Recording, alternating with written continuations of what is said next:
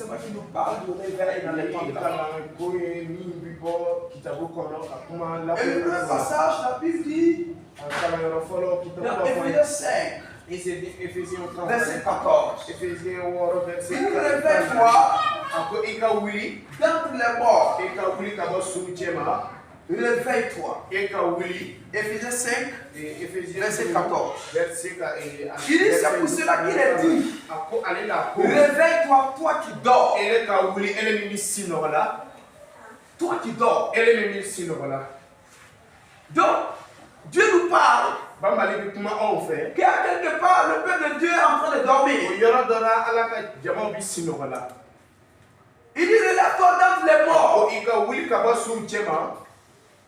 Et Christ va t'éclairer. Mais ici, il parle de deux types de personnes. Il y a ceux qui dorment et il y a ceux qui sont les morts. Mais ceux qui dorment, c'est l'église. Le corps de Christ dort. Et il y a les morts aussi. Et les morts ici représentent le mort. Représentent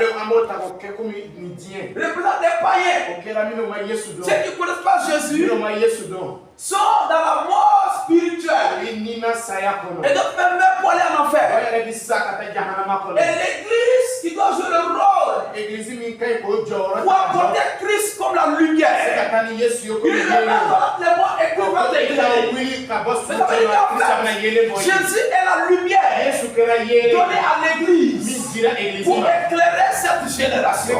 Écoute-moi. Mais pendant ce temps, l'église a été de dormir. Et l'apôtre Paul avertit l'église. Il dit, réveille-toi, toi qui dors, d'entre les morts, qui dort parmi les païens, qui ne connaissent pas Dieu, qui est supposé apporter l'évangile, qui est supposé leur montrer le chemin, qui est supposé les éclairer et manifester Christ dans ta génération, même dans ta propre famille. Écoute-moi, Dieu cherche un homme sur la terre pour résoudre les problèmes de cette génération. Dieu cherche un homme, Dieu cherche une femme qui va utiliser pour implanter la terre.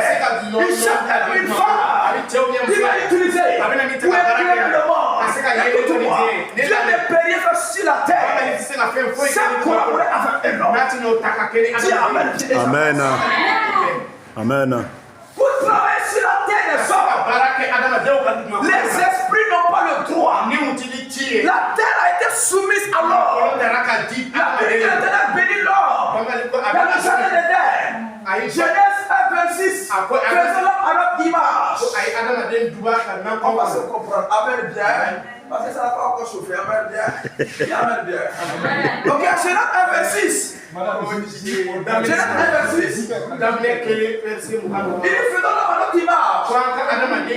C'est notre ressemblance. Afin qu'il domine sur la terre, qu'il assujettit, qu'il contrôle, qu'il se multiplie pour dominer la terre.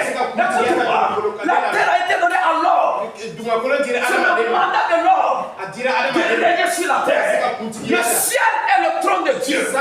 Donc Dieu ne va agir sur la terre sans la responsabilité. C'est pourquoi il faut prier. Il y a prière et de prier. Pourquoi ta prière est importante? Parce que ta prière amène le règne de Dieu sur la terre. Jésus dit à ses disciples, on doit prier. Que ton règne vienne. Que ton sang sanctifié. Que ton volonté fasse sur la terre comme elle fait au ciel. Donc quand vous priez, dites que ton règne arrive sur la terre. Et ta volonté qui est sur la terre, Dieu au ciel, ça fait sur la terre. Donc en fait, le rang de la prière, c'est d'apporter le règne de Dieu sur la terre. Amen. Comment vous me dire Amen? Amen. Il a prié toujours. Elle ne peut se relâcher. Thessaloniciens 5, verset 17. Il a prié sans cesse. La prière doit être une activité quotidienne. Quand elle prie, il amène la présence de Dieu sur la terre. Quand elle prie, il autorise Dieu. Il donne une autorisation légale à Dieu de venir sur la terre. Parce que Dieu ne peut pas agir à l'état d'esprit, il est obligé de passer par un homme, de passer par une femme. Quand tu te mets à prier, tu donnes la légalité du ciel assis sur la terre. Amen. Amen. Amen. Dieu a besoin de l'homme. Et il a rien des esprits. Les esprits travaillent avec des corps. L'esprit de la sorcellerie travaille avec les hommes. L'esprit du maraboutage travaille avec les marabouts. L'esprit des esprits s'ouvre de posséder des corps pour amener la frappe du diable sur la terre. Quand Dieu voulait sauver l'humanité, Dieu voulait impacter la terre. Il ne peut pas descendre. Il est obligé de nous posséder. Il envoie le Saint-Esprit qui est descendu pour nous posséder. Amen. Il envoie le Saint-Esprit pour pouvoir aussi contrôler la terre. Le Saint-Esprit est venu habiter en toi. Tu es la maison de Dieu. Dieu se sert de toi de façon légale. Donc en fait, Dieu va agir légalement. Quand le Saint-Esprit est dans ce homme, de la même manière que les sorciers sont possédés par l'esprit de sorcellerie, Dieu est possédé par Dieu. Amen. Amen. Amen. Dieu est possédé par Dieu. Amen. Dieu est possédé par Dieu. Amen. Dieu est venu à toi pour que Dieu puisse agir sur la terre. Toucher ta famille, libérer ton emploi, libérer ton quartier, libérer ta nation, libérer ton village, libérer ton quartier, ton foyer. Dieu est venu à toi. Amen.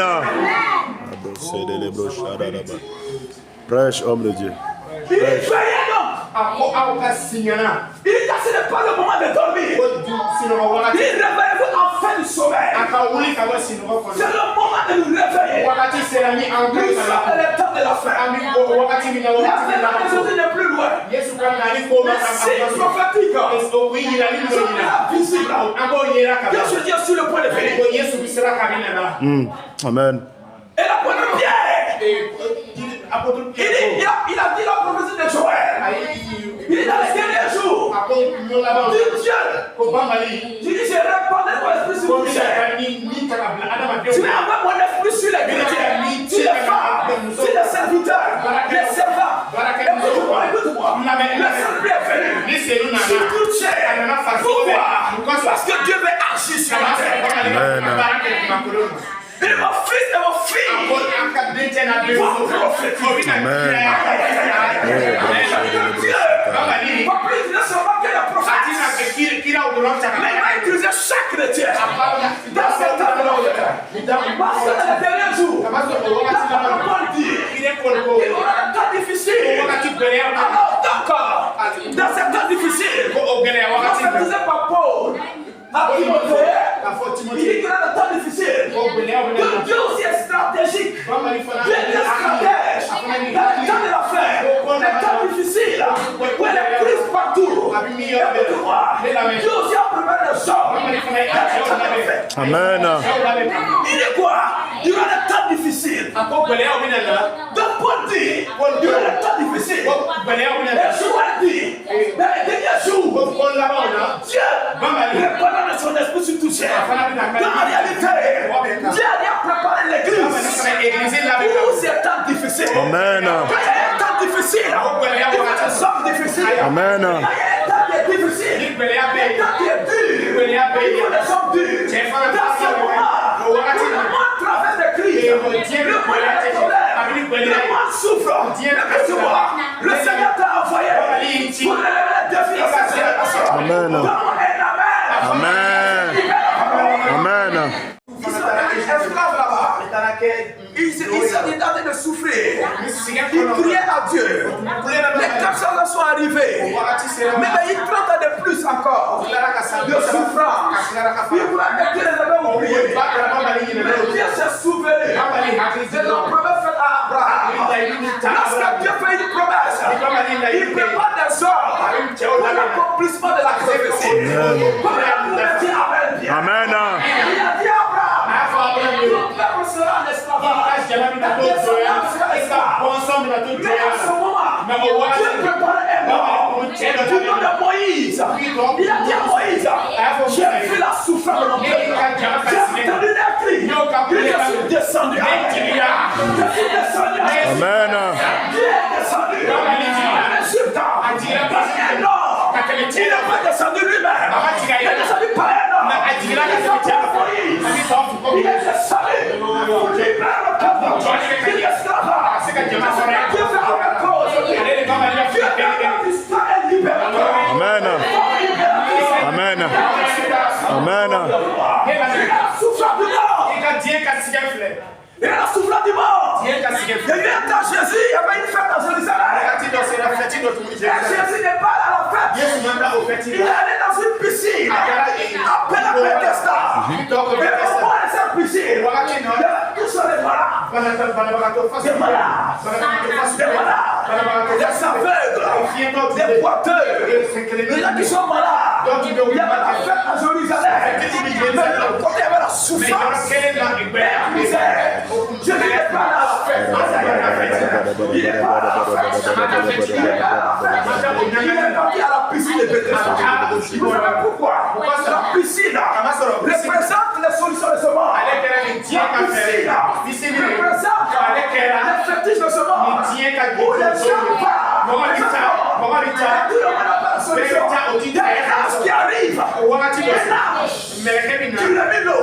Celui qui a la force pour bousculer, il a en premier. Celui qui l'a fait en premier, il a guéri. Il a paralytique. Ou bien tu es aveugle. Qui va arriver de là? Qui va t'aider? Qui va t'aider? Il y a des gens qui mouraient, qui souffraient. La piscine de Bethesda représente le monde. Les hôpitaux, ce monde. Les gens sont fatigués. Fraîche. Je reçois les gens souvent les mercredis. Vous êtes à 23h. J'ai compris quelque chose. Le monde est malade. Ah, vérité. Vérité. Pendant qu'à Jérusalem, il y a la fête. Pendant que les gens se réjouissent quelque part, il y a des gens qui souffrent. Et Jésus a été envoyé pour ça. Il dit, venez à moi, vous tous qui êtes fatigués et chargés. Matthieu 11, 28. Venez à moi, vous tous qui êtes fatigués. Vous tous qui êtes fatigués. Vous tous qui êtes chargés, les femmes de maladie, les femmes d'oppression, les fatigués du célibat, les fatigués de la pauvreté, de la misère, de la honte, de l'humiliation. La solution était envoyée sur la terre. Il dit, réveille-toi, dans la voix et Christ t'éclairera. Amen. Jésus est la lumière envoyée sur la terre. Amen. Alléluia, amen, amen. Il est arrivé à la piscine de Bethesda. Il a essayé de localiser un homme. Qui est malade et de désespoir. Il m'a dit, si tu es malade depuis 38 ans,